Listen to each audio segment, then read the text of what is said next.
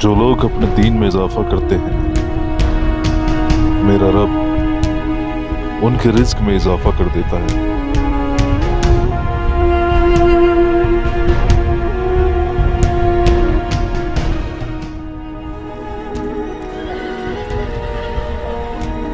ये बिजांतीन बादशाह के दूत हैं।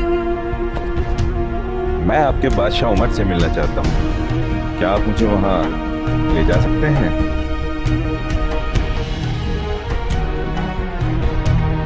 यकीन नहीं होता, एक ऐसा बादशाह जिसने बड़ी बड़ी सेनाओं को हरा दिया और जिससे बड़े बड़े राजा भी थर थर कांपते हैं, वो खुद ऐसी जिंदगी बसर करता है।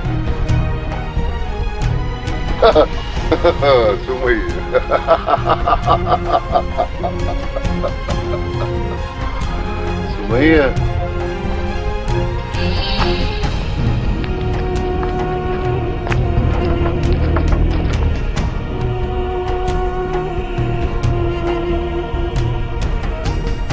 ऐ लोगो, तुम गवाह हो, आज मैंने बिलाल को आजाद करा लिया है।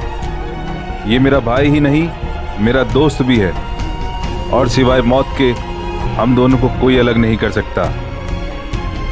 हाँ, ये तो कुछ सुनना ही नहीं चाहता। हमने इसे औरत, दौलत, शोहरत, यहाँ तक कि बादशाहत भी पेशकश कर डाली है,